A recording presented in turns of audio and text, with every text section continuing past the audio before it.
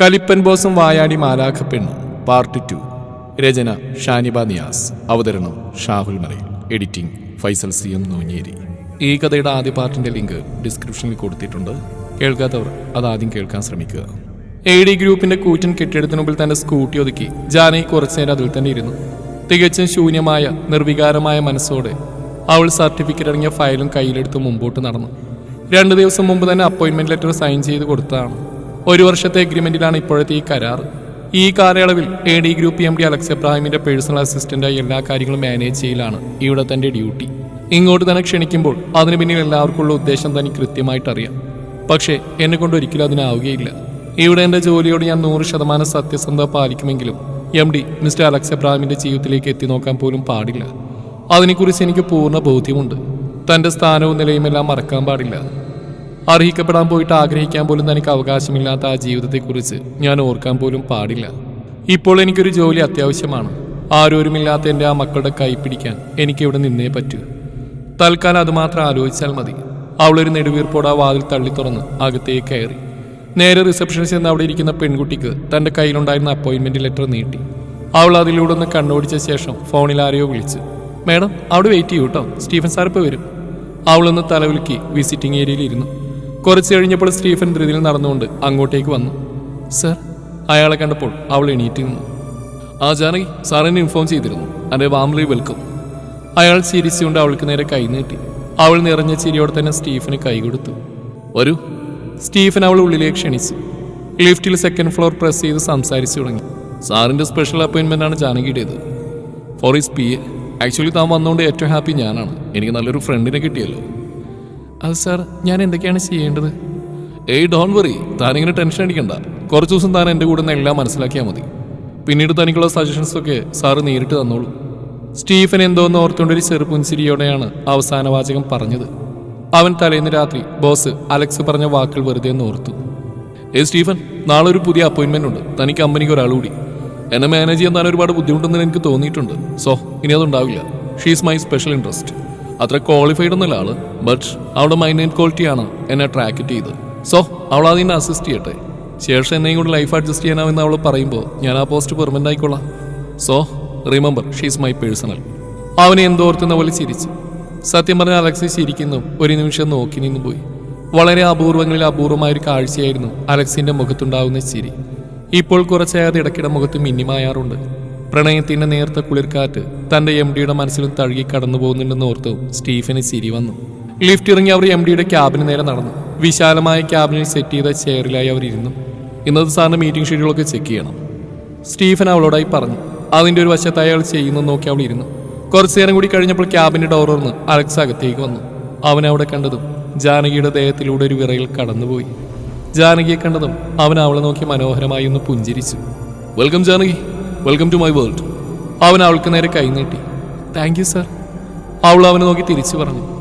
പക്ഷെ അവൻ എന്താണ് പറഞ്ഞതെന്ന് സത്യം പറഞ്ഞാൽ അവളും ശ്രദ്ധിച്ചിട്ടില്ലായിരുന്നു. പിന്നീട് അങ്ങോട്ട് സ്റ്റീഫൻ ചെയ്യുന്നെല്ലാം ശ്രദ്ധയോടെ നോക്കിയും കണ്ട എല്ലാ കാര്യങ്ങളും അവൾ പഠിക്കാനായി ശ്രമിച്ചു. ദിവസങ്ങൾ കടന്നുപോകെ ജാനകിയും തന്റെ ജോലി വളരെ ആത്മാർത്ഥമായി ചെയ്തു പോന്നു. അതിനിടയിൽ ആശ്രയിലെ കാര്യങ്ങളെല്ലാം അലക്സിന് ഒരു കണ്ണുണ്ടായിരുന്നു. അവിടെ പുതുതായി തുടങ്ങിയ ക്ലാസ് റൂമിൽ കുട്ടികളെ പഠിപ്പിക്കാൻ ഒരു സ്പെഷ്യൽ ട്രെയിനർ തന്നെ അവൻ വെച്ചു. ജാനകി ജോയിൻ ചെയ്ത ഒരാഴ്ചയ്ക്ക് ശേഷം ഒരു ദിവസം ഡ്യൂട്ടി കഴിഞ്ഞ് ഓഫീസിൽ നിന്നെത്തിയ അലക്സിനോട് ദേവകി അമ്മ ചോദിച്ചു. ഡാ, എന്തായടാ മിസ്റ്റർ MD, തന്റെ PAക്ക് വല്ല ആട്ടം ഉണ്ടോടാ? ഏയ് നോമ, ഷീസ് വെരി സ്ട്രിക്റ്റ്. ഏത് നേരം പെണ്ണ സ്റ്റീഫന്റെ പുറകെയാ. ഇതിപ്പോ അവന്റെ PA ആണോ എൻ്റെ ആണോ എന്ന് എനിക്ക് തന്നെ ഡൗട്ടാണ്. പിന്നെ നിങ്ങളുടെ രണ്ടാളുടെ ഓർഡർ കൊണ്ട് ഞാനൊന്നും പറയുന്നില്ല. പിന്നെ ഇനി 2 മാസം സ്റ്റീഫന് ലീവാകുമല്ലോ. ജെസ്സിന്റെ ഡെലിവറി കഴിഞ്ഞ് അവനിനി റീജോയിൻ ചെയ്യും. അപ്പോഴേക്കും അവളെല്ലാം പഠിപ്പിക്കാൻ തിരക്കിലാണ് അവന്. അതുകൊണ്ട് അവൾ അടുത്തിട്ടറിയില്ല. ഇനിയിപ്പോ വല്ലപ്പോഴും ഒന്ന് കണ്ടാലോ. എൻ്റെ അമ്മ പെണ്ണിനൊരുമാതിരി വിറയിലും വിക്കലും വെപ്രാളവും. എന്നാൽ സ്റ്റീഫനോടും മറ്റു സ്റ്റാഫുകളോട് സംസാരിക്കുമ്പോൾ അവൾക്ക് 100 നാവാ. അവളുടെ ആ ചിരിയും കളിയും അവളറിയാൻ ഞാൻ നോക്കിയിരിക്കുമ്പോൾ ചിലപ്പോൾ എൻ്റെ കൺട്രോൾ പോകുന്ന എൻ്റെ പേടി. വരട്ടെ, ഇനിയും ടൈമുണ്ടല്ലോ. അവൻ അവരുടെ മടിയിൽ തലവെച്ച് അങ്ങനെ കിടന്നു. ദിവസങ്ങൾ പിന്നെയും കൊഴിഞ്ഞു വീണു. അങ്ങനെ ഒരു ദിവസം ഡ്യൂട്ടി കഴിഞ്ഞ് വളരെ ലേറ്റായിട്ടാണ് അലക്സും സ്റ്റീഫനും ജാനകിയും ഓഫീസിൽ നിന്ന് ഇറങ്ങിയത്. ഓഫീസിൽ നിന്നിറങ്ങി നേരെ വീട്ടിലോട്ട് പോകാനായിരുന്നു സ്റ്റീഫന്റെയും ജാനകിയുടെയും പ്ലാൻ. പക്ഷെ അന്നത്തെ മീറ്റിംഗിൽ കുറച്ച് പേപ്പർ കൂടി റെഡിയാക്കാനുള്ളതുകൊണ്ട് അവർ നേരെ അലക്സിന്റെ കൂടെ അവന്റെ വില്ലയിലേക്ക് വിട്ടു. ജാനകി നേരത്തെ തന്നെ മദറിനെ വിളിച്ച് വൈകുമെന്ന് പറഞ്ഞിട്ടുണ്ടായിരുന്നു. ദേവിക അമ്മ പതിയെ പോലെ അവനെയും കാത്ത് പുറത്തുണ്ടായിരുന്നു. പക്ഷെ മറ്റു 2 പേരെ അവരോടെ പ്രതീക്ഷിച്ചില്ലായിരുന്നു. എന്നാൽ അവർ നിറഞ്ഞ സന്തോഷത്തോടെ അവരകത്തേക്ക് ക്ഷണിച്ചു. അവൻ നേരെ മുകളിലേക്ക് കയറിപ്പോയി. അവൻ ഫ്രഷായി വരുമ്പോഴേക്കും അവർ ദേവികമ്മയുമായി സംസാരിച്ചിരുന്നു. സത്യം പറഞ്ഞാൽ ജാനകിക്ക് എന്തോ വലിയൊരു വീർപ്പുമുട്ടൽ പോലെ തോന്നി. അവൾ ആ വലിയ വീടിന്റെ ചുറ്റുപാടും നോക്കി. ആട്ടംബരം വിളിച്ചോതുന്ന ആ വീട്ടിലേക്ക് നോക്കിയപ്പോൾ അവൾക്ക് വേഗം തന്നെ വീട്ടിലെത്തിയാൽ മതിയെന്നായി. അമ്മ, ഫുഡുണ്ടോ? നിങ്ങൾ കുറച്ച് ലേറ്റായി. ആക്ച്വലി എന്നെക്കാൾ ടയർഡ് ഇവർ രണ്ടുപേരുവാ. ഫ്രഷായി വന്ന അലക്സ് അമ്മയോട് പറഞ്ഞു. ദേവികമ്മ വിളമ്പിയ ഫുഡ് മൂന്നാൾ ഒന്നിച്ചിരുന്നാണ് കഴിച്ച്. ഭക്ഷണം കഴിക്കുമ്പോൾ ജാനകിക്ക് എന്തെന്നില്ലാത്തൊരു തരം വീർപ്പുമുട്ടലാണ് അനുഭവപ്പെട്ടത്. എന്തോ ഇവരുടെ പേഴ്സണൽ ലൈഫിലേക്കും വീട്ടിലേക്കും ഒന്നും ഒരിക്കലും കയറി വരേണ്ടെന്ന് തീരുമാനിച്ചതാണ്. ഫുഡ് കഴിച്ചപാടെ സ്റ്റീഫൻ പോവാനിറങ്ങി. സർ, നെക്സ്റ്റ് മൺഡേ മുതൽ ഞാൻ ലീവായിരിക്കും. എല്ലാം ഞാൻ ജാനകിയെ ഏൽപ്പിച്ചിട്ടുണ്ട്. ഇനി അവൾ നോക്കിക്കോളൂ. പിന്നെ നാളെ മേത്തായിട്ടുള്ള ഓൺലൈൻ കോൺഫറൻസ് ഷാർപ്പ് 8:30 ഞാൻ ജാനകിയോട് പറഞ്ഞിട്ടുണ്ട്. അത്രയും പറഞ്ഞ് അയാൾ ജാനകിയെയും പിന്നെ ദേവികമ്മയും നോക്കി. Okay Stephen, you can leave. പിന്നെ ജെസിക്ക് എന്തെങ്കിലും ഉണ്ടെങ്കിൽ അറിയിക്കും. Sure sir. അവൻ അതും പറഞ്ഞിറങ്ങി. അലക്സിന്റെ ഡ്രൈവറാണ് സ്റ്റീഫനെ കൊണ്ടാക്കാനായി ഇറങ്ങിയത്. സ്റ്റീഫൻ വണ്ടിയിലേക്ക് കയറിയതും പെട്ടെന്ന് ബോധം വന്ന പോലെ ജാനകി മുറ്റത്തേക്ക് ഇറങ്ങി. അത് ഞാൻ ഇറങ്ങിയാണ് സർ. അവർ പോകും വഴി എന്നെ ആശ്രയിൽ ഡ്രോപ്പ് ചെയ്തോളൂ. അവൾ വേഗം പറഞ്ഞുകൊണ്ട് വണ്ടിയിൽ കയറാനായി ഒരുങ്ങി. എന്തിനാ മോളെ ഈ നേരത്തെ ഇനി പോകുന്നു? ഇനി നാളെ പോവാം. മാതൃ എന്നെ വിളിച്ചിരുന്നു. മോളിൽ ലേറ്റാവുകയാണെങ്കിൽ നാളെ പോന്നാൽ മതി എന്ന് പറഞ്ഞു. താൻ പേടിച്ച പോലെ തന്നെ നടന്നു എന്ന് ജാനകിക്ക് മനസ്സിലായി. അയ്യോ, അത് വേണ്ട ദേവിയമ്മേ. അവൾ അതും പറഞ്ഞ് അലക്സിനെയാണ് നോക്കിയത്. രണ്ട് കൈയും നെഞ്ചിൽ പിണച്ച് കെട്ടി അവളെയും നോക്കി നിൽക്കുകയാണ് അവൻ. അങ്ങനെയാണെങ്കിൽ തനിക്ക് നാളെ പോവാം. ഏതായാലും മേത്തായിട്ടുള്ള കോൺഫറൻസിൽ താൻ കൂടി ഉണ്ടായ ഡീലിംഗ് പേപ്പേഴ്സ് കാര്യങ്ങളൊക്കെ അപ്പം തന്നെ റെഡിയാക്കാം. Okay sir. മറ്റു വഴികളൊന്നുമില്ലാതെ അവൾക്ക് സമ്മതം മൂളേണ്ടി വന്നു. സ്റ്റീഫന്റെ വണ്ടി മുന്നോട്ട് കടന്നും സെക്യൂരിറ്റി ഗേറ്റ് അടച്ച് ഔട്ട് ഹൗസിലേക്ക് കയറിപ്പോയി. അലക്സ് നേരെ തിരിഞ്ഞടന്ന് ലിവിംഗിലെ സെറ്റിലായിരുന്നു. ജാനകി ഇനി എന്ത് ചെയ്യണമെന്നറിയാതെ ഒരു പരിങ്ങലോട് അവിടെ നിന്നു. അത് പ്രതീക്ഷിച്ച പോലെ ദേവികമ്മ അവിടെ കൈപ്പിടിച്ച് അകത്തേക്ക് കൊണ്ടുപോയി. അലക്സ് ഇരുന്ന സെറ്റിയുടെ എതിർവശത്തായി അവരിരുന്നു. പക്ഷെ അവനാരെയും മൈൻഡ് ചെയ്യാതെ മുമ്പിലിരിക്കുന്ന പേപ്പേഴ്സിലേക്ക് സൂക്ഷിച്ച് നോക്കുകയായിരുന്നു. ദേവികമ്മയാണെങ്കിൽ അവരുടെ ആശ്രയിൽ ഓരോരോ കാര്യങ്ങൾ ചോദിച്ചറിയുന്ന തിരക്കിലാണ്. അവളാണെങ്കിൽ എല്ലാത്തിനും നുള്ളിപ്പെറുക്കി മറുപടി പറയുന്നുണ്ടെങ്കിലും കണ്ണുകൾ ഇടയ്ക്കിടെ അവനെ തേടി പോകുന്നുണ്ടായിരുന്നു. താൻ എത്ര തടവിലിടാൻ ശ്രമിച്ചിട്ടും അനുസരണയില്ലാത്ത നേത്രങ്ങളുടെ ആ പ്രവൃത്തിയിൽ അവൾക്ക് ശരിക്കും സങ്കടം വന്നു. അപ്പൊ എന്താമേ? അവൻ അതിൽ നിന്ന് കണ്ണെടുക്കാതെ ചോദിച്ചു. അപ്പ ഫിലിപ്പിച്ചായൻ്റെ കൂടെ എന്തോ ബിസിനസ് മീറ്റിംഗില്ല, ലേറ്റ് ആവുമെന്ന് പറഞ്ഞിരുന്നു. ജാനകി, ഞാൻ ഈ വെരിഫൈ ചെയ്ത പോയിന്റ്സ് ഒക്കെ വെച്ച് നാളേക്കുള്ള ഡിസ്കഷന്റെ സ്ലൈഡ് തയ്യാറായിക്കോളൂ. അവൾ വേഗം എണീറ്റ് അതിൻ്റെ അടുത്തേക്ക് വന്നു. അവൻ നീട്ടിയ പേപ്പേഴ്സും സൈഡിലായി വെച്ച് ലാപ്ടോപ്പും കയ്യിലെടുത്ത് ആ സ്ഥാനത്തേന് വന്നിരുന്നു. അമ്മ! ആ വിളി മനസ്സിലായതുപോലെ ദേവകിയമ്മ ചിരിയോട് അവനടുത്തേക്ക് വന്നു. അലക്സ് അവരുടെ മടിയിലേക്ക് തലവെച്ച് കാൽ സീറ്റിയിലേക്ക് കയറ്റി വെച്ചു. ദേവകിയമ്മ പതിയെ അവൻ്റെ തലയിൽ മസാജ് ചെയ്തുകൊണ്ടിരുന്നു. പേപ്പേഴ്സിൽ നോക്കി ലാപ്ടോപ്പിലേക്ക് ടൈപ്പ് ചെയ്ത് കയറ്റുന്നതിനിടയിൽ ജാനകി വെറുതെ ഒന്ന് തലയുയർത്തി നോക്കി. അപ്പോഴാണ് ദേവകിയമ്മയുടെ മടിയിൽ തലവെച്ച് കൈകൾ നെറ്റിയുടെ മേലെ വെച്ച് കണ്ണടച്ച് കിടക്കുന്ന അലക്സിനെ കണ്ടത്. ദേവകിയമ്മ അവൻ്റെ തലയിൽ പതിയെ തലോടി കൊടുക്കുന്നുണ്ട്. മുന്നിലെ മനോഹരമായ കാഴ്ചയിൽ നിന്ന് കണ്ണെടുക്കാതെ കുറച്ചു നേരം അതിലേക്ക് നോക്കി നിന്നു ജാനകി.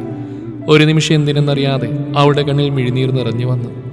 കണ്ണുനീർ നിറച്ച മിഴികളോടെ അവൾ ചെറുതായൊന്ന് മന്ദഹസിച്ചു.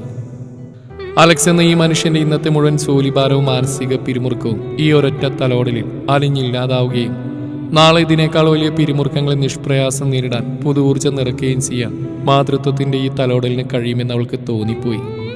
തന്റെ മനസ്സിലുള്ള സങ്കടങ്ങളെയും ആധിയെയും പറഞ്ഞറിയിക്കാനാവാത്ത മറ്റു പല സങ്കടങ്ങളെയും സാന്ത്വനിപ്പിച്ച് ഇല്ലാതെയാക്കാൻ തനിക്ക് ഇതുപോലൊരു അമ്മയില്ലല്ലോ എന്നോർത്തും അവൾ വേഗം കണ്ണ് ചിമ്മി തുറന്ന് വീണ്ടും ജോലിയിലേക്ക് കടന്നു. അവൾ വീണ്ടും ലാപ്ടോപ്പിലേക്ക് മുഖം പൂഴ്ത്തിയതും കണ്ണിന് മീതെ വെച്ചിരുന്ന കൈകളൊന്ന് മാറ്റി ദേവകിയമ്മയൊന്ന് നോക്കി. 2 നിമിഷമാണെങ്കിൽ അവൾ നോക്കിയതും മുഖം മാറിയതും രണ്ടാളും വ്യക്തമായി കണ്ടു എന്ന് അപ്പോഴും അവൾക്ക് മനസ്സിലായില്ല. വർക്ക് ഏകദേശം തീർന്നും അവൾ ലാപ്പ് ഷട്ട് ഡൗൺ ചെയ്ത് എണീറ്റു. ആ കഴിഞ്ഞ മോളെ, എന്നാ ഇന്നത്തേക്ക് ഇത്രയും മതി. വാ നടക്ക്, ഇനി മോളൊന്ന് പോയി ഫ്രഷ് ആയിട്ട് വാ, ഞാനും കൂടെ വരാം. ദേവകിയമ്മ സെറ്റിയിൽ നിന്ന് എണീറ്റു. അത് ദേവകിയമ്മ, എൻ്റെ കയ്യിൽ ഡ്രസ്സൊന്നുമില്ലല്ലോ. അപ്പോഴാണ് അവരതിനെപ്പറ്റി ചിന്തിച്ചത്. അയ്യോ, ഇനിയിപ്പോൾ എന്താ ചെയ്യുക? നീ വാ, നമുക്കൊരു കാര്യം ചെയ്യാം. ഇവൻ്റെ റൂമിൽ പോയി നോക്കാം. ഇവൻ്റെ കയ്യിൽ ഒരുപാട് ടീഷർട്ടൊക്കെ കാണും. മോൾക്ക് പറ്റുന്ന ഏതെങ്കിലും നമുക്ക് അതിൽ നിന്ന് എടുക്കാം. നിനക്ക് തൽക്കാലം ഉപയോഗിക്കാൻ പറ്റിയ പാൻസൊക്കെ എൻ്റെ കയ്യിലുണ്ട്. അയ്യോ, അത് വേണ്ട, ഞാൻ ഇതന്നെ ഉപയോഗിച്ചോളാം. അവൾ അതും പറഞ്ഞ് സെറ്റിൽ കിടക്കുന്ന അലക്സിനെയാണ് നോക്കിയത്. അത് വേണ്ട, രാവിലെ തൊട്ട് ഉപയോഗിക്കുന്നതല്ലേ. നീ വാ, നമുക്കൊന്ന് പോയി നോക്കാം. ദേവകിയമ്മ അവളുടെ കയ്യും പിടിച്ച് മുകളിലേക്ക് കയറാൻ തുടങ്ങി. അമ്മ, പോകുന്ന കൊള്ളാം. എല്ലാം കൂടെ വലിച്ചു വാരിയിട്ടാലേ നേരെയാക്കാതെ ഉറങ്ങാൻ വിടില്ല ഞാൻ രണ്ടിനെ. അതിൽ നിന്ന് ഉറങ്ങിയിട്ടില്ലെന്ന് ഞങ്ങൾ പറയുന്നെല്ലാം ശ്രദ്ധിക്കുന്നുണ്ടെന്നും ജാനകിക്ക് മനസ്സിലായി. മേലെ ഹാളും കടന്ന് വിശാലമായ അവൻ്റെ റൂമിൻ്റെ ലോക്ക് പിടിച്ച് ദേവകിയമ്മ ഒരു ചെറിയ ശബ്ദത്തോടെ തുറന്ന ആ റൂമിലേക്ക് നോക്കിയപ്പോൾ ജാനകിയുടെ കണ്ണ് തള്ളിപ്പോയി. മനോഹരമായി സെറ്റ് ചെയ്ത് വെച്ചിരിക്കുന്ന ആ റൂമിലേക്ക് കയറാതെ അവൾ പുറത്തുതന്നെ നിന്നു. മോള് വാ, നമുക്ക് അവൻ്റെ അലമാരയിലും നോക്കാം. അതും പറഞ്ഞ് അവർ അലമാര തുറക്കാൻ തുടങ്ങി. അവൾ പതിയെ ആ റൂമിലേക്ക് കയറി. എന്തിനെന്നറിയാതെ പടപടാമിടിക്കുന്ന ഹൃദയതാളം വരുതിയിലാക്കാൻ അവളൊരു ശ്രമം നടത്തി. ദേവകിയമ്മ അവൾക്ക് യോജിച്ച ഡ്രസ്സ് നോക്കുന്ന തിരക്കിലാണെങ്കിൽ അവൾ ആ റൂം മൊത്തം കണ്ണോടിക്കുകയായിരുന്നു. വിശാലമായ ആ കിങ് സൈസ് ബെഡിൽ മനോഹരമായ ബെഡ്ഷീറ്റ് വിരിച്ചിട്ടിരിക്കുന്നു. കട്ടിലിന്റെ ഹെഡിലേക്ക് ചാരി വച്ചിരിക്കുന്ന 2 തലയിണകൾ. അതിനു മുകളിലായി ഉണങ്ങിയ വാടിക്കരിഞ്ഞൊരു റോസാപ്പൂവിന്റെ ബൊക്കയും കിടക്കുന്നുണ്ട്. അന്ന് ആശ്രയിൽ വെച്ച് ഞങ്ങൾ സമ്മാനിച്ച ആ പൂക്കളാണെന്ന് ജാനകിക്ക് മനസ്സിലായി. ഇതാ കിട്ടി, ഇത് മതിയാവും മോൾക്ക്. കബോർഡിൽ അടുക്കി വെച്ച ഡ്രസ്സിൽ നിന്നൊരു ടീഷർട്ട് എടുത്തുകൊണ്ട് ദേവികാമ പറഞ്ഞു. ശേഷം ഇരുവരും സ്റ്റെപ്പ് ഇറങ്ങി. ദേവികാമ തന്ന ടീഷർട്ടും പാൻറ്റും കയ്യിൽ പിടിച്ച് അവൾ ഫ്രഷ് ആവാനായി കയറി. താഴത്തെ തന്നെയുള്ള റൂമിന്റെ ബാത്റൂമിൽ അവൾ കയറിയപ്പോൾ ദേവികാമ പതിയെ മുറിവിട്ട് പുറത്തിറങ്ങി. സോഫയിൽ കിടന്നിരുന്ന അലക്സ് അവരെ കണ്ടത് എണീറ്റിരുന്നു. എന്തായമ്മ, ഡ്രസ്സ് കിട്ടിയോ? കൊടുത്തിട്ടുണ്ട്. ആ പാവം സിംഹക്കൂട്ടി കുടുങ്ങിയ മൊയലിന്റെ അവസ്ഥയാ. ഇപ്പൊ അതുകൂടാ നിന്റെ ഒരു ഡ്രസ്സ്, അതാകെ വല്ലാത്തൊരവസ്ഥയിലാ. യാ അതിനോ, അതയാൻ പിന്നെ കൂടുതലൊന്നും പറയാത്തത്. ഞാൻ അടുത്ത് വരുമ്പോഴേക്കും പെണ്ണിന്റെ വിറയിലും വെപ്രാളവും കൂടും. അതെന്താ അസുഖം എന്ന് എനിക്കിപ്പോഴും മനസ്സിലാവുന്നില്ല. എന്നെ കാണുമ്പോൾ മാത്രം ആ വായാടിത്തരവും താന്തോന്നിത്തരവും ഒന്നുമില്ല. എടാ മോനെ, അതും ഈ ഒരു പ്രണയത്തിന്റെ ഒരു വശം തന്നെയാ. നമ്മെ ഒരുപാട് സ്നേഹിക്കാനും മനസ്സിലാക്കുകയും ചെയ്യുന്നവരെ തിരികെ നമുക്ക് സ്നേഹിക്കാനും ഒരുമിച്ച് ജീവിക്കാനും അവകാശമില്ലെന്ന് തോന്നലുണ്ടാകുമ്പോൾ നാം സ്വയം ഉൾവലിയും. പലപ്പോഴും ആ സ്നേഹം നാം കണ്ടില്ലെന്ന് അടിക്കും. അവരുടെ കണ്ണിലേക്ക് നോക്കിയാൽ എല്ലാം കൈവിട്ടു പോകുന്നൊരു തോന്നില്ലെന്നുണ്ടാകുന്ന ഒരു വെപ്രാളം. അത് തന്നെയാ അവൾക്കും സംഭവിക്കുന്നത്. ആർക്കും മനസ്സിലായില്ലെങ്കിലും എനിക്ക് മനസ്സിലാവും ഇതൊക്കെ. കാരണം ഒരിക്കൽ ഞാനും ഇതേ അവസ്ഥയിലൂടെ കടന്നുപോയവളാ. ആദ്യമൊക്കെ നിന്റെ അപ്പയുടെ സ്നേഹം കണ്ടപ്പോൾ ഒരു തരം കളിയായിട്ടാണ് എനിക്ക് തോന്നിയത്. കാശുകാരൻ ചെക്കൻ്റെ കുറച്ച് നേരത്തെ ഒരു ഭ്രമം. അതുകൊണ്ട് തന്നെ ആദ്യമൊക്കെ എനിക്കൊരു പേടിയായിരുന്നു. പിന്നെയും യാതൊരു കളങ്കവും ഇല്ലാതെ എന്നെ തേടി വന്നപ്പോൾ വെറും ഒരു അനാഥാലയത്തിൽ വളർന്ന് സ്വന്തമായിട്ടൊരു ഐഡന്റിറ്റി ഇല്ലാത്ത ഞാൻ അർഹിക്കാത്ത എത്രയോ ഉയരത്തിലാണ് എബ്രഹാം എന്ന മനുഷ്യനെന്ന് തോന്നലായിപ്പോയി. ഒരിക്കലും എന്നെ വിട്ടു പോയില്ല എന്നത് അദ്ദേഹം എനിക്ക് നൽകിയ വാക്കല്ലായിരുന്നു, മറിച്ച് സ്വന്തം മനസാക്ഷി കൊടുത്ത് ഉറപ്പാണെന്ന് എനിക്ക് ഇപ്പോഴും തോന്നാറുണ്ട്. ഇത്രയൊക്കെ അനുഭവിച്ചൊരു പെണ്ണിനെ മനസ്സിലാക്കാവുന്നതേ ഉള്ളൂ ജാനകി എന്ന ആ പെണ്ണിന്റെ അവസ്ഥ. ദേവികാമ പറയുന്നെല്ലാം വളരെ ശ്രദ്ധയോടെ കേട്ടിരുന്നവൻ. അമ്മ, ഐ തിങ്ക് അവൾക്ക് ചിലപ്പോഴേക്കും എന്തോ മിസ് ചെയ്യുന്ന പോലെ. ഇപ്പൊ തന്നെ കണ്ടില്ലേ, അവൾ നമ്മൾ നോക്കിയിരിക്കുന്ന കണ്ടപ്പോൾ അവൾക്കൊരു അമ്മയുടെ പ്രസൻസ് വേണമെന്ന് തോന്നുന്നു. ഓഫീസിൽ ശരിക്കും അവളൊരു വായാടിയാ. ചിലപ്പോഴേക്കും സ്റ്റീഫൻ അവൾ തമ്മിലുള്ള സംസാരം കേട്ടോ അവർ സിസ്റ്റർ ആൻഡ് ബ്രദർ ആണെന്നേ തോന്നുന്നു. സ്റ്റീഫന്റെ ഫാമിലിയായിട്ട് അവൾക്ക് ഇപ്പൊ തന്നെ വല്ലാത്തൊരു അറ്റാച്ച്മെന്റ് ഉണ്ട്. ഇത്രയും കുറച്ച് ദിവസമായപ്പോഴേക്കും ഓഫീസിലെ മിക്ക സ്റ്റാഫായിട്ട് അവൾ നല്ല കമ്പനിയാണ്. അവളറിയാൻ ഞാനിതെല്ലാം ശ്രദ്ധിക്കാറുണ്ട്. പക്ഷെ എന്നോട് മാത്രം എന്താണാവോ ഇങ്ങനെ? മിക്കവാറും ഞാനായിട്ട് അങ്ങോട്ട് ഇടിച്ചു കയറേണ്ടി വരുന്ന തോന്നുന്നു. അലക്സ് ഒരു ചെറിയോടെ പറഞ്ഞു. ഡാ, അതും പറഞ്ഞ അങ്ങോട്ട് ചെല്ല്. എന്തായാലും അത് അത്ര എളുപ്പമാവുമെന്ന് എനിക്ക് തോന്നുന്നില്ല. കാരണം അവളെ പോലൊരു പെൺകുട്ടിക്ക് അറിയിക്കാവുന്നതിൽ എത്രയോ മേലെയാ നീ എന്നൊരു തോന്നൽ അവൾക്കുണ്ട്. അതാണ് ഇനി ആദ്യം മാറ്റിയെടുക്കേണ്ടത്. ഒരു വഴിക്കും അടുക്കുന്നില്ലെങ്കിൽ ഇങ്ങ് കെട്ടിക്കൊണ്ട് പോകുന്നേര്. ബാക്കി നമുക്ക് ഇവിടുന്ന് ശരിയാക്കാം. നിന്റെ ആത്മാർത്ഥമായ പ്രണയത്തിലും എൻ്റെ നിസ്വാർത്ഥമായ വാത്സല്യത്തിനു മുമ്പിൽ അവൾക്ക് അധികം പിടിച്ചു നിൽക്കാനാവില്ല, ഉറപ്പ്. ദേവകിയമ്മ അവനെ തലയിൽ പതിയെ തലോടിക്കൊണ്ട് പറഞ്ഞു. അമ്മ ഇന്ന് അവളുടെ കൂടെ കിടന്നേക്ക്. ഞാനിത് കുറച്ച് നേരത്തെ തന്നെ തീരുമാനിച്ചതാ. അതെ, വേണമെങ്കിൽ ഞാനും കൂടെ കൂടാൻ കേട്ടോ. അയ്യോ വേണ്ട, മോനക്കത് ബുദ്ധിമുട്ടാവില്ലേ? The great businessman Alex എബ്രഹാമിന് അതിനൊക്കെ സമയമുണ്ടോ? എൻ്റെ അമ്മോ, ഞാൻ ഇത്രയൊന്നും പ്രതീക്ഷയില്ല കേട്ടോ. ദേവകിയമ്മ നെഞ്ചത്ത് കൈവച്ച്. അതേ, ഈ പ്രണയത്തിന് ഇത്രയും രസമുണ്ടെന്ന് ഞാൻ വിചാരിച്ചില്ല. ഇത് തലക്ക് പിടിച്ച പിന്നെ കണ്ണ് കാണില്ലെന്ന് പറഞ്ഞ സത്യ. ചുമ്മാതല്ല, എൻ്റെ അപ്പയ്ക്ക് ഇപ്പോഴും അമ്മയെ വിട്ടൊരു കളിയും ഇല്ലാത്തത്. ഒന്ന് പോടാ. നമ്മുടെ കുറ്റങ്ങളും കുറവുകളെല്ലാം അറിഞ്ഞ് പരസ്പരം മനസ്സിലാക്കി മുന്നോട്ട് പോകുമ്പോൾ ഒരാൾക്ക് മറ്റൊരാളില്ലാതെ വയ്യാന്നാവും. അതും പറഞ്ഞ് അവർ എണീറ്റ് റൂമിലേക്ക് പോകാൻ ഒരുങ്ങി. അതെ, ചിലപ്പോൾ ഞാനും വരും നിങ്ങളുടെ കൂടെ കിടക്കാൻ. അലക്സ് മുകളിലേക്ക് കയറുമ്പോൾ ചിരിച്ചുകൊണ്ട് പറഞ്ഞു. പൊന്നുമോൻ ആ വഴി വരികയേ വേണ്ട. ദേവകിയമ്മയും അതേ രീതിയിൽ തിരിച്ചടിച്ചു. ജാനകി ഫ്രഷായി തിരിച്ചിറങ്ങി. ഇട്ടിരുന്ന ഡ്രസ്സ് നന്നായി ഉണക്കി ഫാനിന്റെ താഴെയായി വിരിച്ചിട്ടു. അവന്റെ കുറച്ച് ലൂസുള്ള ടീഷർട്ടും പാൻറ്റും ഇട്ട് കണ്ണാടിക്കുമ്പിൽ വന്നു നിന്നപ്പോൾ അവളൊന്ന് വിറച്ചു പോയി. ഒരു നിമിഷം തന്നെ പിന്നിൽ ചിരിച്ചുകൊണ്ട് കൈ രണ്ടും മാറിൽ കെട്ടി അലക്സ് നോക്കി നിൽക്കുന്നുണ്ടെന്ന് തോന്നിപ്പോയി അവൾക്ക്. ഒരു നനഞ്ഞ പുഞ്ചിരി ചൊടികളിൽ വിരിഞ്ഞപ്പോഴും വേറെന്തൊക്കെയോ ചില തോന്നലുകളിൽ അത് മങ്ങിപ്പോവുകയും ചെയ്തു. കഴിഞ്ഞ എന്നാ വാ നമുക്ക് കിടക്കാം. ഏയ് അത് വേണ്ട, ദേവികമ്മ പോയിക്കോളൂ, ഞാനിവിടെ കിടന്നോളാം. അബ്രഹാം സാറ് വന്നില്ലേ? ഇല്ല, ഈ ചായം കുറച്ചുകൂടെ കഴിയും. അത് സാരമില്ല, മോളുവാ, ഞാൻ ഇന്ന് നിന്റെ കൂടെയാ. അയ്യോ അത് വേണ്ട, ദേവികമ്മ പോയി കിടന്നോളൂ, ഞാനിവിടെ കിടന്നോളാം. ശരി, എന്നാ ഞാൻ പോയിക്കോളാം. ഈ ചായ വരട്ടെ. അതുവരെ ഞാൻ നിന്റെ കൂടെ കിടക്കാം. അതും പറഞ്ഞ് അവർ കട്ടിലേക്കിരുന്നു. അവളൊരു ചെറുചിരിയോടെ അവർക്ക് അടുത്തായി വന്നിരുന്നു. വാ, എൻ്റെ മടിയിൽ കിടക്ക്, ഞാൻ ഉറക്കിത്തരാം. ദേവകിയമ്മ തന്റെ കാല് രണ്ടും കട്ടിലേക്ക് കയറ്റി വെച്ച് അവളെ വിളിച്ചു. നിറഞ്ഞു വന്ന മിഴികളോടെ അവൾ അവരെ നോക്കി. നോക്കണ്ട, ഒരു സമയത്ത് ഞാനിതൊക്കെ ആഗ്രഹിച്ചിരുന്നു. എൻ്റെ വിഷമം കാണുമ്പോഴൊക്കെ മദറായിരുന്നു എന്നെ സമാധാനിപ്പിച്ചിരുന്നു. അതുകൊണ്ട് തന്നെ എനിക്കെല്ലാം മനസ്സിലാവും. അവർ അവിടെ ഒലിച്ചിറങ്ങിയ മിഴിനീർ തുടച്ചു കൊടുത്തു. ഇത്രയും കേട്ടതും മറുത്തൊന്നും പറയാതെ അവൾ അവരുടെ മടിയിൽ കിടന്നു. വീണ്ടും വീണ്ടും കണ്ണു നിറയുന്നത് തടയാനാവാതെ അവൾ വിതുമ്പി. ആദ്യമൊക്കെ മദറിനെ കെട്ടിപ്പിടിച്ച് കിടക്കുമായിരുന്നു. മടിയിൽ കിടത്തി കഥകളൊക്കെ പറഞ്ഞു തന്നെ സാന്ത്വനിപ്പിച്ച് എപ്പോഴും മദർ കൂടെ ഉണ്ടായിരുന്നു. പിന്നെ പിന്നെ മദറിനും വയ്യാതായി. അത്താഴം കഴിച്ചാൽ ഗുളികയും കുടിച്ച് അതിൻ്റെ ആലസ്യതയിൽ വേഗം കിടന്നുറങ്ങും.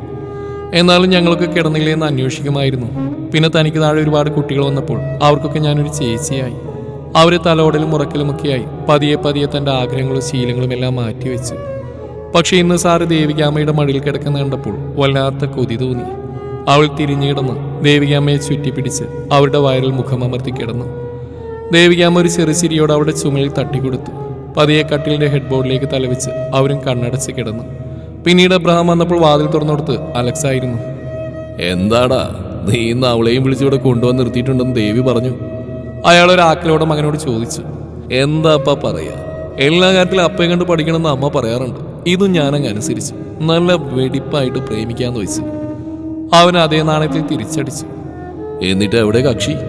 റൂമിലുണ്ട്, അമ്മയും മോളും കൂടെ ഉറങ്ങാൻ പോയതാ. അബ്രഹാം അടഞ്ഞു കിടക്കുന്ന ആ റൂം പതിയെ തുറന്നു. കട്ടിലിന്റെ ഹെഡിലായി തലവെച്ച് കിടക്കുന്ന ദേവികയും അവരെ ചുറ്റിപ്പിടിച്ച് കിടക്കുന്ന ജാനകിയും ഒരു നിമിഷം നോക്കി നിന്നു. ശേഷം ഒരു ചെറുചിരിയോടെ വാതിലടച്ച് റൂമിലേക്ക് പോയി. തിരികെ വാതിലടച്ച് മുകളിലേക്ക് പോകാൻ ഒരുങ്ങി അലക്സ് ഒരു ചെറുചിരിയോടെ അവർ കിടന്നിരുന്ന റൂമിനടുത്തേക്ക് നടന്നു. ശേഷം ശബ്ദമുണ്ടാക്കാതെ വാതിൽ തുറന്നു.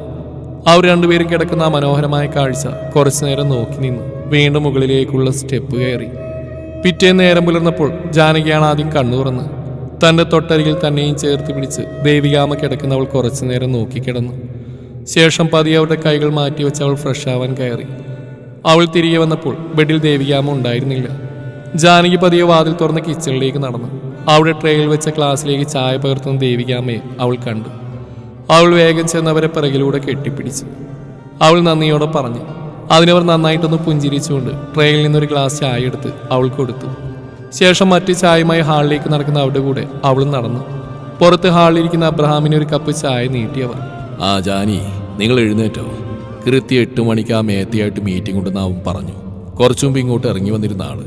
നിങ്ങൾ ആരെയും കാണാത്തതുകൊണ്ട് എന്നോട് ഇതും പറഞ്ഞ് മുകളിലേക്കും പോയി.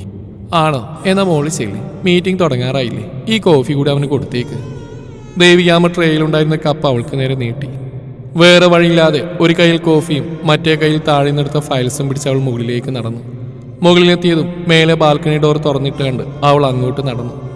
അവിടെ ബീൻ ബാഗിൽ ചാരിയിരുന്ന് ലാപ്ടോപ്പിൽ നോക്കിയിരിക്കുന്ന അലക്സിന് നേരെ അവളത് നീട്ടി. ഓ താങ്ക്സ്. അവൻ അവളെ നോക്കിയൊന്ന് പുഞ്ചിരിച്ചു. അവൻ ചിരിക്കുമ്പോൾ അവന്റെ കവിളിൽ വിരിയുന്ന നുണക്കുഴിയിലേക്ക് അവളൊന്ന് നോക്കി. പിടിവിട്ടു പോകുന്ന തന്റെ മനസ്സിനെ ഓർത്ത് അവൾക്ക് അവളോട് തന്നെ സഹതാപം തോന്നിപ്പോയി. ജാനകി, മേത്ത മെസ്സേജ് ഇരുന്നു. Let's start. Okay sir. അവൻ ലാപ്പ് ഓണാക്കി കോൺഫറൻസ് സെറ്റ് ചെയ്തു. Good morning Alex. Good morning mister Mehta. അവൻ സൈൻ ചെയ്ത പുതിയ ഡീലിന്റെ എല്ലാ കാര്യങ്ങളും അലക്സ് സൂചിപ്പിക്കുന്ന പ്രധാനപ്പെട്ട പോയിന്റുകൾ ജാനകി നോട്ട് ചെയ്തു വെച്ചു. അലക്സിന്റെ തൊട്ടുപിറകിലായി തന്റെ ജോലിയിൽ മാത്രം ശ്രദ്ധിച്ചിരിക്കുന്ന ജാനകിയെ കണ്ട് മേത്തയുടെ കണ്ണുകളൊന്ന് വിടർന്നു.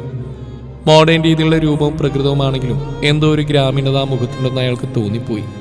ഏയ് അലക്സ്, തന്റെ മാനേജർ സ്റ്റീഫൻ, അയാൾക്ക് എന്തു പറ്റി? മീറ്റിംഗിന്റെ അവസാനം അയാളൊന്ന് എറിഞ്ഞു നോക്കി. Mister Mehta, is on the leave. Okay, then next Sunday meet ചെയ്യാം. നമുക്ക് പ്രോഫിറ്റിന്റെ കാര്യങ്ങളൊക്കെ നമുക്ക് അവിടെ വെച്ച് സംസാരിക്കാം. അയാൾ ജാനകിയെ ശ്രദ്ധിച്ചുകൊണ്ട് വല്ലാത്തൊരു ഭാവത്തോടെയാണ് അത് പറഞ്ഞത്.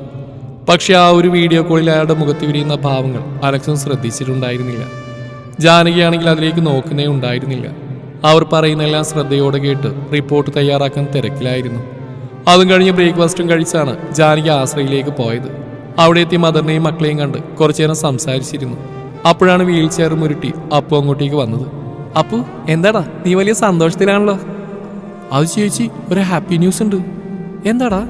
അത് അവൻ തന്നെ പറയണം എന്ന് പറഞ്ഞ സിസ്റ്റർ അവർക്കിടയിലേക്ക് കയറി വന്നു. അത് ചേച്ചി, ഒരു ചെറിയ സർപ്രൈസ് ആയിക്കോട്ടെ. അടുത്ത മാസം ഡൽഹിയിൽ നടക്കുന്ന ഓൾ ഇന്ത്യ ടൂർണമെന്റിൽ ഞാൻ സെലക്ട് ആയി. ജാനകി സന്തോഷത്തോടെ അവനെ കെട്ടിപ്പിടിച്ച്. ഒരു നിമിഷം അവൾക്ക് അലക്സിനെ ഓർമ്മ വന്നു. കാരണം അന്നത്തെ ബർത്ത്ഡേ പരിപാടിക്ക് ശേഷം അപ്പുവുമായി അലക്സിന് ഒരു പ്രത്യേക സൗഹൃദമുണ്ടായിരുന്നു. ചെസ്സിൽ അവൻ സ്കൂൾ വിന്നർ ആയതുകൊണ്ട് ജില്ലയും കഴിഞ്ഞ് സ്റ്റേറ്റ് വരെ എത്തിച്ചതിൻ്റെ എല്ലാ സപ്പോർട്ടും ചെലവും അലക്സിൽ നിന്നായിരുന്നു. അവൾക്ക് സന്തോഷം അടക്കാനാവുന്നുണ്ടായിരുന്നില്ല. അവനെ പോലെ ഒരു കുട്ടിക്ക് ഇത്രയും ദൂരം വരെ എത്തണമെങ്കിൽ വെറും കഴിവ് മാത്രം പോരായെന്ന് അവൾക്കറിയാമായിരുന്നു. അലക്സ് ഇതെല്ലാം ചെയ്യുന്ന തന്നോടുള്ള ഇഷ്ടത്തിന് പുറത്താണെന്ന് എല്ലാവർക്കും അറിയാവുന്നതാണ്. അവൾ അപ്പുവിനെ ചേർത്ത് പിടിച്ച് കുറച്ചു നേരം നിന്നു. എന്നിട്ട് നിന്റെ അലക്സി ചായനെ അറിയിച്ചോ നീ? അവൾ കളിയോട് അവനോട് ചോദിച്ചു. ആദ്യമൊക്കെ സാർ എന്നായിരുന്നു അവൻ അലക്സിനെ വിളിച്ചിരുന്നത്. പിന്നെ അത് ഇച്ചാനിലേക്ക് മാറിയത് എങ്ങനെയാണെന്ന് ആർക്കും അറിയില്ല. ആരും അത് തിരുത്താനും പോയില്ല. പിന്നെ അറിയാതെ ഇച്ചായനെയാ ഞാൻ ആദ്യം അറിയിച്ച്. എന്നിട്ട് എന്നോടൊന്നും പറഞ്ഞില്ലല്ലോ. ഇച്ചായൻ എന്തിനാ ചേച്ചിയോട് പറയുന്നു? ചേച്ചിയോട് ഞാൻ പറഞ്ഞില്ലേ? അവൻ കളിയോടെ ജാനകിയോട് ചോദിച്ചു.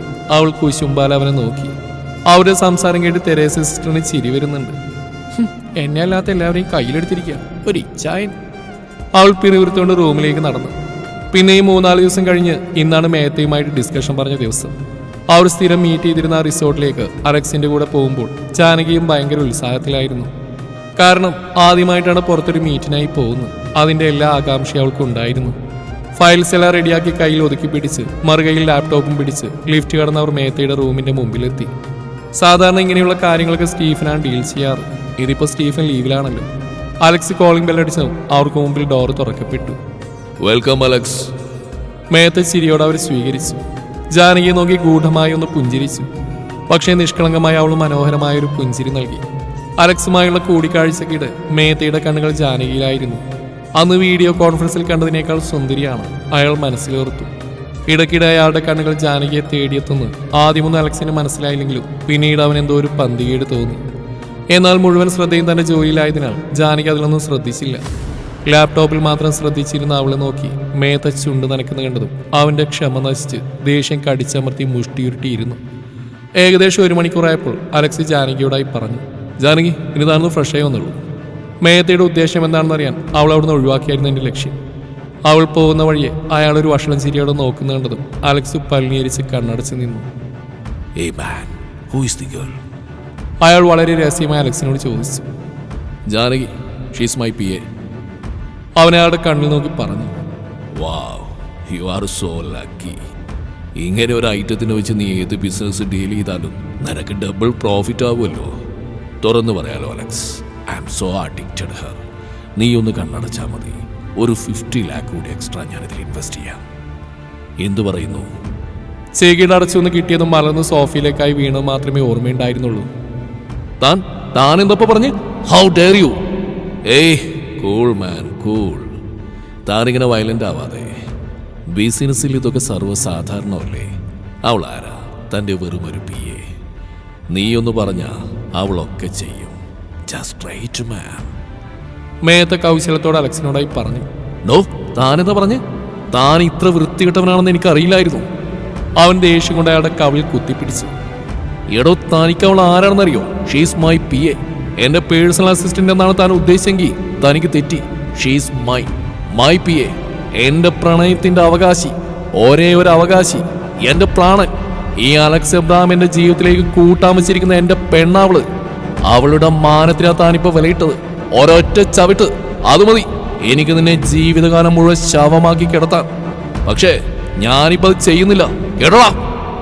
അവൻ പറഞ്ഞെല്ലാം കേട്ടപ്പോൾ മേത്തയുടെ മുഖമൊന്ന് മാറി. ഏയ് മാൻ, കൂൾ, ഓക്കെ. അപ്പൊ അവള് തന്റെ പേഴ്സണൽ ഇൻട്രസ്റ്റ് ആണല്ലേ. പക്ഷെ എത്ര കാലത്തേക്ക്? അല്ലെങ്കിലും തന്നെ പോലെ യങ് ബിസിനസ്മാൻമാർക്ക് ഇതുപോലെ എത്ര എണ്ണം കാണും? ഇതിലൊന്നും no matter, just leave it man. പിന്നെ ഞാൻ പറഞ്ഞ കാര്യം നീ ഒന്നുകൂടി ആലോചിക്കുക. നീ അവളെ കെട്ടി കൂടെ പൊറുത്തിട്ടൊന്നുമില്ലല്ലോ. അവസാനത്തേത് ഒരു രഹസ്യമെന്നോട് അവന്റെ കാതിലായി പറഞ്ഞു അയാൾ. അലക്സ് അയാൾ ഒന്നുകൂടെ പുറകോട്ട് തള്ളി. ശേഷം തന്റെ ഷൂ ഇട്ട കാല അയാളുടെ നെഞ്ചിലേക്കായി കയറ്റി വെച്ചു. മുറുകിയ മുഖത്തോടെ അയാൾ നോക്കി. ശേഷം അങ്ങനെ തന്നെ അടുത്തായിരുന്നു. ഫയലെടുത്ത് അയാളുടെ നേരെ ഉയർത്തി അത് നെടുകെ കീറിക്കളഞ്ഞു. ടേബിളിലായി തുറന്നു വെച്ചിരിക്കുന്ന ലാപ്ടോപ്പിലെ ഫയൽസ് ഓരോന്നായി ഡിലീറ്റ് ചെയ്തവൻ. കോപ്പേ, ഇതിലെനിക്ക് ആലോചിക്കാനൊന്നുമില്ല. താനുമായിട്ടുള്ള എല്ലാ ഡീലും AD ഗ്രൂപ്പ് ക്യാൻസൽ ചെയ്തിരിക്കുന്നു. താൻ ഇൻവെസ്റ്റ് ചെയ്ത പണം തിരിച്ച് എൻ്റെ അക്കൗണ്ടിൽ തന്നെ എത്തിയിരിക്കും. പിന്നെ ജാനകി, അവൾ എൻ്റെയാ. എനിക്ക് മാത്രം നോക്കാനോ അറിയാനോ അവകാശപ്പെട്ടവള്. അവളെ എൻ്റെ PA ഞാൻ കൂടെ തന്നെ കൊണ്ടുനടക്കുന്നത് എനിക്ക് അവളെ പൊതിഞ്ഞു പിടിച്ച് കൊണ്ടുപോകാനാവുമെന്നുകൊണ്ട് തന്നെയാ.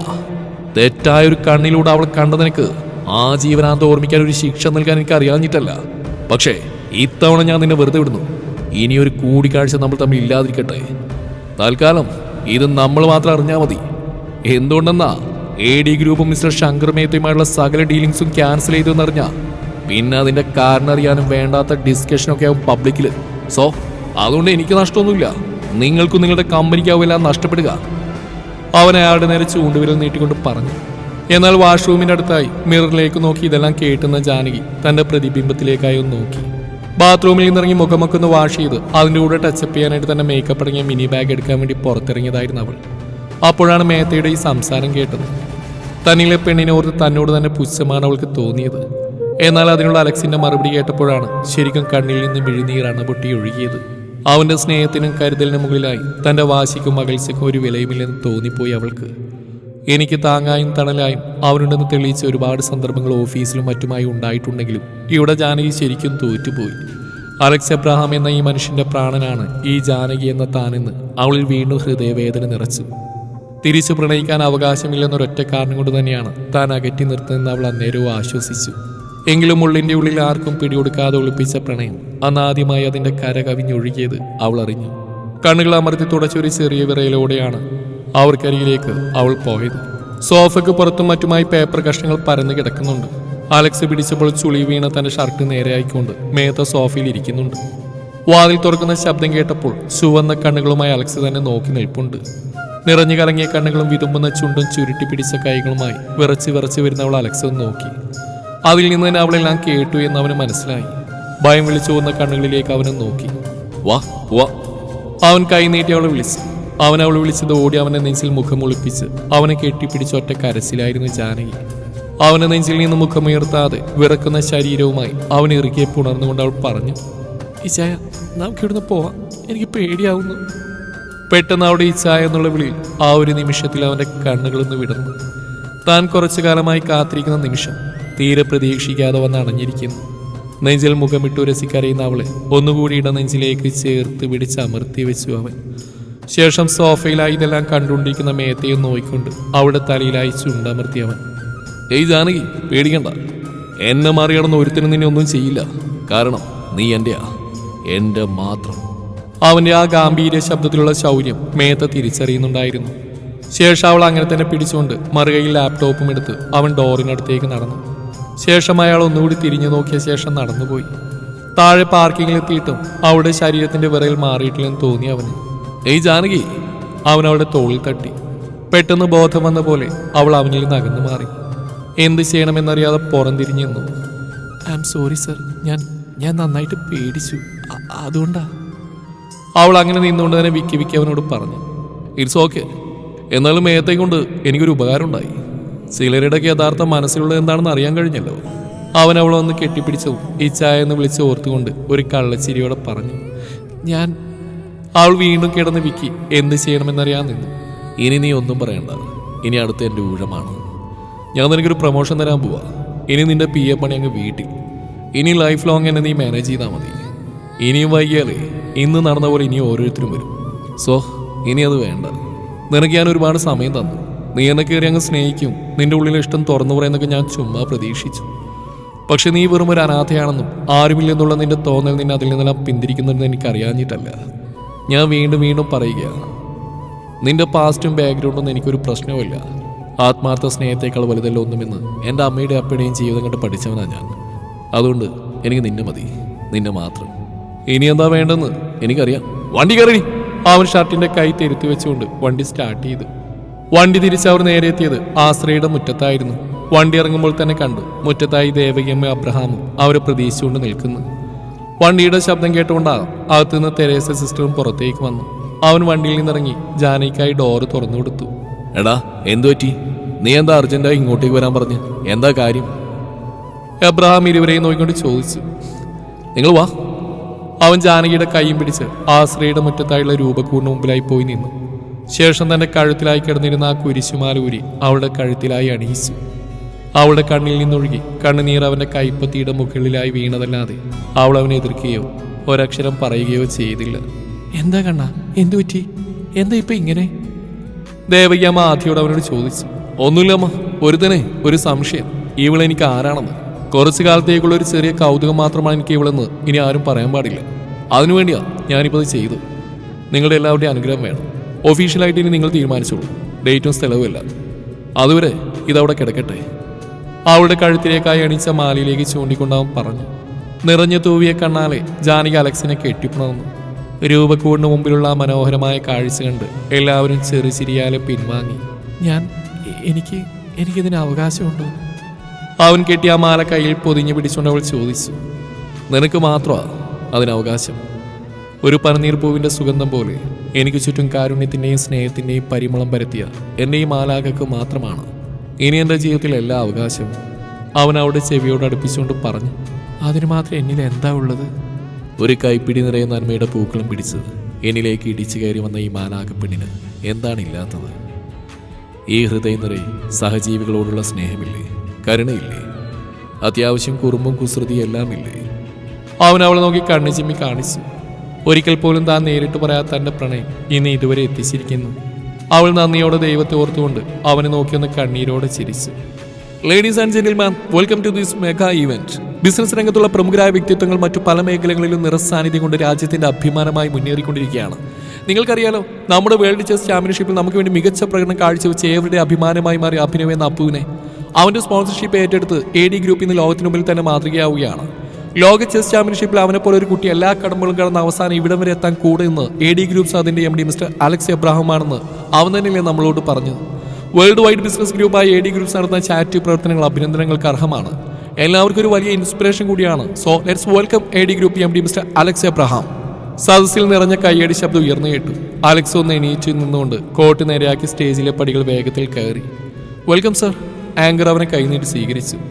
സർ, AD ഗ്രൂപ്പ്സിന്റെ കീഴിൽ തന്നെ നിരവധി അനാഥാലയങ്ങൾ, charity program, old age home, അങ്ങനെ നിരവധി കാരുണ്യ പ്രവർത്തനങ്ങൾ, അതുകൂടാതെ ഇപ്പോഴത്തെ നമ്പർ 1 ഫേമസ് ചാരിറ്റി ഫൗണ്ടേഷൻ കൂടി ആശ്രയമായി ചേർന്ന ഒരുപാട് ഹെൽപ്പ് ലൈൻ പദ്ധതികൾ. താങ്കളെ ദൈവം പോലെ കാണുന്ന ഇതിലെ കുറേ മനുഷ്യർ. ഒരപ്പയ്ക്കും അമ്മയ്ക്കും ഇതിലേറെ വലിയ അഭിമാനമില്ല. എങ്ങനെയായിരുന്നു ഇതിലേക്കൊക്കെയുള്ള തുടക്കം? സത്യം പറഞ്ഞാൽ ഞങ്ങൾക്ക് എല്ലാവർക്കും ഇതൊക്കെ അറിയാൻ ആഗ്രഹമുണ്ട്. Please tell me sir. Anchor അവൻ നേരം മൈക്ക് നീട്ടിക്കൊണ്ട് പറഞ്ഞു. My first inspiration is my love. കാരുണ്യത്തിലേക്കുള്ള ഈ വഴിയുടെ തുടക്കവും പ്രചോദനവും എൻ്റെ പ്രണയമാണ്. കാരണം ബിസിനസ്സിൻ്റെ മാത്രം പ്രോഫിറ്റും ലോസും മാത്രം കോൺസെൻട്രേറ്റ് ചെയ്ത് ജീവിച്ചിരുന്ന ഒരു പക്ക ബിസിനസ് മാനായിരുന്നു ഞാനും. അങ്ങനെയുള്ള എൻ്റെ ലൈഫിലേക്ക് 1000 പനിനീർ പൂക്കളുമായി ഇടിച്ചു കയറി വന്ന ഒരു പെണ്ണിൻ്റെ കഥയുണ്ട് എനിക്ക് സന്തോഷത്തോടെ പറയാൻ. നമുക്ക് ചുറ്റും അനാഥരും അശരണരും ഉണ്ടെന്ന് നമുക്കുണ്ടാവുന്ന വലിയ നേട്ടങ്ങളിൽ ഒരു ചെറിയ അംശം മതി അവർക്ക് വലിയ വെളിച്ചം നൽകാനെന്നും പഠിപ്പിച്ച ഒരു മാലാഖയുണ്ട് എനിക്ക്. ഇത് അവളുടെ വിജയമാണ്. സോ ഞാൻ എല്ലാ അവസരത്തിലും പറയുന്ന പോലെ this success I dedicated to her. Okay, thank you sir. എന്നിട്ട് മാഡം ഇവിടെ ഞങ്ങൾ പ്രത്യേകം ഇൻവൈറ്റ് ചെയ്താണല്ലോ. ഓ സോറി, അവൾക്ക് വരാൻ കഴിയില്ല. She is pregnant. 8 months ആയി. Now we are waiting for the real profit of our life. Thank you. അവൻ ചിരിച്ചുകൊണ്ട് തന്നെ കേട്ട് നിൽക്കുന്നതിനോടായി പറഞ്ഞു. നിറഞ്ഞ കയ്യടി ശബ്ദത്തോടു കൂടി തന്നെ അവൻ സ്റ്റേജിൽ നിന്ന് പടിയിറങ്ങി. ഹാളിൽ ദേവികാമ്മയുടെ മടിയിൽ കിടന്ന് സ്റ്റീഫൻ അയച്ചു കൊടുത്ത ലൈവ് ക്ലിപ്പിൽ ഇതെല്ലാം കണ്ടുകൊണ്ടിരിക്കുകയായിരുന്ന ജാനകി നിറകണ്ണുകളോടെ തന്റെ വീർത്ത വയറിലായി ഒന്ന് തലോടിക്കൊണ്ട് ദേവികാമ്മയെ നോക്കി. ആ ഒരു നിറഞ്ഞ ചിരിയോടെ അവളുടെ നെറ്റിയിലായി ചുണ്ടു ചേർത്തു. പരസ്പരം ഉപാധികളില്ലാതെ എല്ലാ പ്രണയങ്ങളും പൂത്തുലയട്ടെ. 1000 സ്നേഹത്തോടെ.